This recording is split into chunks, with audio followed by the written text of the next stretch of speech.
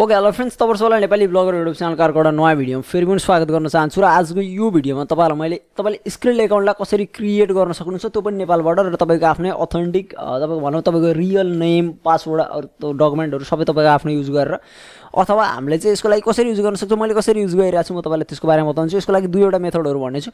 So तपाईहरुलाई चाहिँ पहिला सुरु च्यानललाई सब्स्क्राइब गर्नु र त्यसपछि गएर भिडियोलाई लाइक गर्नु, र कस्तो लाग्छ भिडियो चाहिँ कमेन्ट भने अवश्य पनि गर्नु होला, एउटा कमेन्ट छोडेर जानु होला कस्तो लाग्छ भिडियो। सो च्यानलको लागि पनि हेल्पफुल हुन्छ, तपाईहरुले सपोर्ट गर्नु भनेको नै त्यही हो। लाइक कमेन्ट शेयर सब्स्क्राइब तपाईले गर्नुपर्छ र भिडियो राम्रो लाग्यो भने शेयर गर्न अनि नछुटाउनु होला। म स्क्रिल एकाउन्ट तपाईले यदि क्रिएट गर्नको लागि लिएर गएँ भने तपाईलाई थाहा होला, तपाई यदि चाहिँ रजिस्टरमा जानु भयो भने तपाईले नेपाल कन्ट्री भेट्नुहुन्न। यो सिम्पल कुरा छ। यहाँनिर तपाई एनबाट आउने कन्ट्रीहरुको लिस्ट तपाईले चेक गर्नुभयो भने यहाँनिर नेपाल छैन, अथवा नाइजेरियाहरु छ, अरु कन्ट्रीहरु छ। सो यहाँनिर न्युजिल्यान्ड छ, नाइजेरिया छ, नर्वे छ, अनि नेदरल्यान्ड छ, नेपाल छैन। सो नेपाल नहुनुको मतलब हैन तपाईले डाइरेक्ट एकाउन्ट क्रिएट गर्न मिल्दैन। सो यसको लागि चाहिँ एउटा मेथड छ, जुन मेथड चाहिँ मैले एक दुई जनालाई भनेको थिएँ, उहाँहरुले युज गर्नु भएको छ र वर्किङ छ मेथड एकदमै। सो म मेथड सिकाउँछु तपाईलाई। दुईवटा मेथड भनेको छु मैले, दुईवटै मेथडलाई ध्यान दिएर सुन्नु होला। दुईटा मध्ये एउटाबाट तपाईको स्योर एकाउन्ट बन्छ। सो यदि तपाईको चाहिँ पहिला कुनै पनि एक किसिमको एकाउन्ट थिएन भने, अथवा कुनै पनि एकाउन्ट तपाईले, अथवा स्क्रिलमा तपाई ब्रान्ड न्यू हुनुहुन्छ, तपाईसित स्किल रिलेटेड तपाईले भेरिफिकेसनको कुरा छोड्नु, नेपालबाट काम गर्न मिल्छ मिल्दैन छोड्नु, तपाईसित एकाउन्ट नै छैन भने त्यसको लागि चाहिँ तपाई एउटा स्क्रिल सपोर्ट पेज मैले दिएको छु। यो माथि तपाईले लाइन पनि हेर्न सक्नुहुन्छ यहाँनिर skrill.com/en/support भन्ने छ।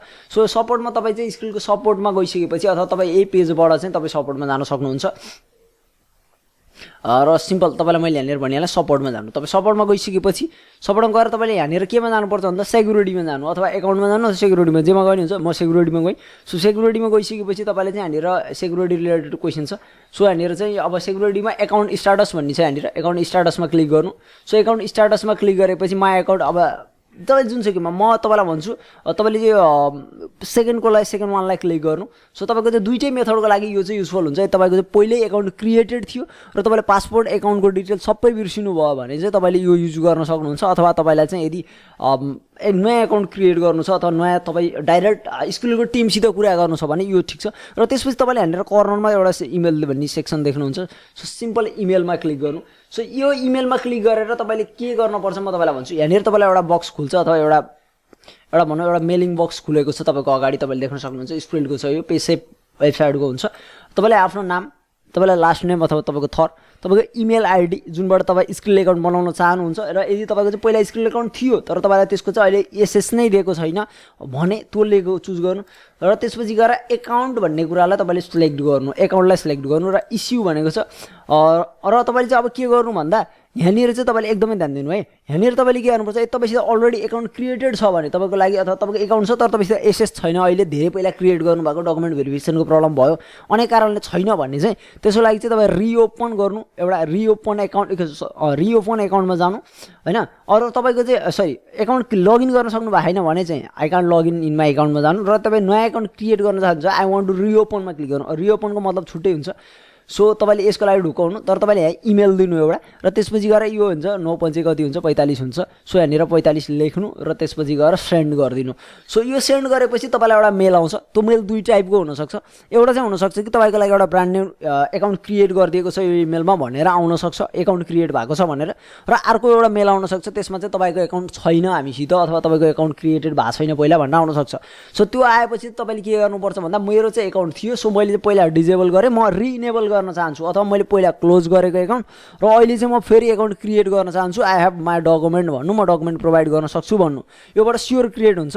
र त्यसको लागि चाहिँ तपाईलाई मैले भनिहालेँ मेलमा आउँछ। मेलमा आएपछि तपाईले गर्ने कुरा हुन्छ, र अलिकति तपाईले दिमाग लगाएर लेख्नु। त्यसमा लेख्ने बेलामा स्योरली एकाउन्ट क्रिएट हुन्छ 100%। र नेपालबाट तपाईले चाहिँ लाग्ने डकुमेन्ट भेरिफिकेसन हुँदैन, भेरिफिकेसनको अथवा एड्रेस भेरिफिकेसनमा प्रब्लम हुन्छ। सो सिम्पल हुन्छ, त्यो प्रब्लम आउँछ। र त्यो प्रब्लममा मेरो पनि छ, मेरो एकाउन्टमा छ, तर मैले कसरी युज गरिरहेको छु म तपाईलाई अब मेरो एकाउन्टलाई लगइन गर्छु पहिला, र लगइन गरेर चाहिँ तपाईलाई मैले देखाउने छु।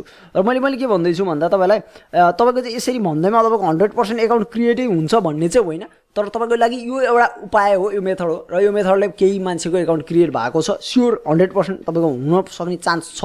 चान्स नभएको अथवा मैले त्यो हचाउमा भनेको कुरा छैन। सो तपाईले यसलाई ट्राई गर्न सक्नुहुन्छ। र अब यसलाई चाहिँ तपाईको के छ भन्दा म तपाईलाई यहाँनिर देखाउँछु। तपाई सिम्पल अब चाहिँ एकाउन्टको लगइन गर्ने ठाउँ, अथवा तपाईको यहाँनिर म देखाउँछु एकाउन्ट लगइन गर्ने मलाई लागि लगइन बटनमा जानु। अब तपाईको चाहिँ यदि म लगइन बटनमा म किन जाँदैछु मेरो एकाउन्ट छ सो म सिम्पली यसमा चाहिँ भेरिफिकेसन गर्न चाहन्छु भन्नको लागि हो म तपाईँलाई देखाउनको लागि चाहिँ मैले यो गर्दैछु तपाईँको चाहिँ एकाउन्ट उसले दिन्छ क्या प्रोभाइड गर्छ तर यदि तपाईँको चाहिँ अब एकाउन्ट क्रिएटेड छ तर तपाईँको चाहिँ पैसा आएको जम्मा भएको छ तपाईँले विथड्र गर्न मिलेको छैन भनेको लागि है यो सो त्यसको लागि चाहिँ म यहाँनिर सिम्पल तपाईँलाई एउटा मलाई यहाँ एउटा कोड आएको छ म कोडलाई टाइप गर्छु पहिला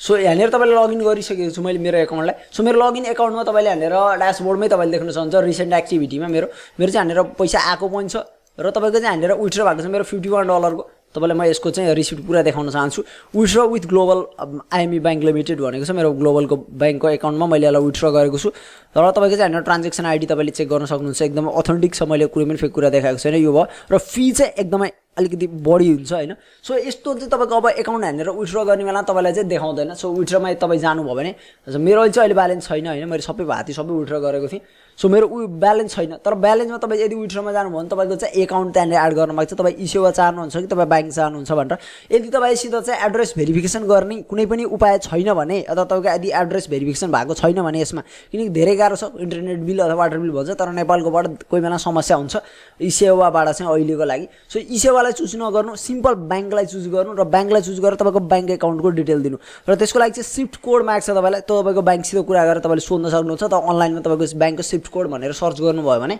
आउँछ त्योबाट चाहिँ तपाईले विथड्र लिन मिल्छ सिम्पल है एकदम सिम्पल मिल्छ यो एकाउन्ट हुन्छ र मैले धेरै युट्युबमा भिडियोहरु हेरेको थिएँ कि एकाउन्ट क्रिएट गर्न मिल्दैन भनेर एकाउन्ट क्रिएट हुन्छ मैले दिएको यो दुईटा मेथडलाई तपाईको दुई टाइपको कस्तो हुनुहुन्छ तपाई यदि मैले भनिहाले तपाईको लागि चाहिँ यो मेलको मेथड चाहिँ सबैभन्दा राम्रो मेथड हो सो यसलाई युज गर्नु भने सिम्पल हुन्छ मेरो पनि धेरै पहिला एउटा एकाउन्ट क्रिएटेड थियो जस्ट एकाउन्ट क्रिएट थियो डकुमेन्ट केही थिएन जस्ट लगइन आइडी पासवर्ड नै थिएन मसित र त्यसपछि मैले चाहिँ यसरी नै गरेर मेरो एकाउन्ट बनेको छ र मैले अहिले युज गरिरहेको छु म नेपालकै एड्रेसमा तपाईलाई मैले अब अरु के देखाउनु पर्ला र सिम्पल मेरो नाम यहाँ माथि हेर्न सक्नुहुन्छ र यो यसको मतलब चाहिँ 100% काम गर्छ तपाईले युज गर्न सक्नुहुन्छ र मैले भन्न खोजेको बुझाउन खोजेको नेपालको कन्डिसनको बारेमा मैले एक्ज्याक्ट भन्न खोजेँ र यो मेल मेथडबाट सबैको 100% क्रिएट हुन्छ भन्ने हुँदैन तपाईलाई रिस्पोन्स गर्ने मान्छे कस्तो छ किनकि मेल भनेको पर्सन टु पर्सन कन्भर्सेसन हुन्छ तपाईसित सो त्यसले चाहिँ तपाईलाई अब राम्रो खाले मान्छेको तपाईलाई रिप्लाई गर्ने मान्छे चाहिँ अलिकति बुझ्ने खाले पर्दियो भने तपाईलाई स्योरली तपाईको एकाउन्ट क्रिएट हुन्छ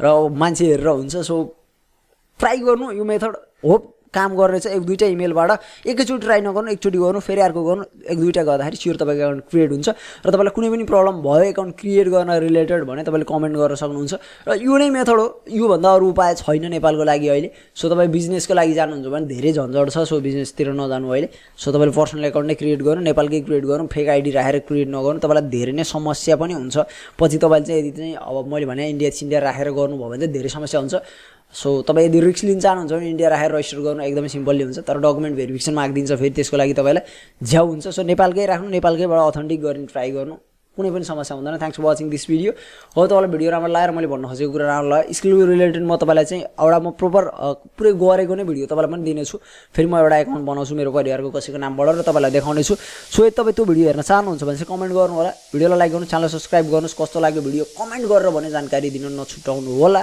हैव अ गुड टाइम जय नेपाल।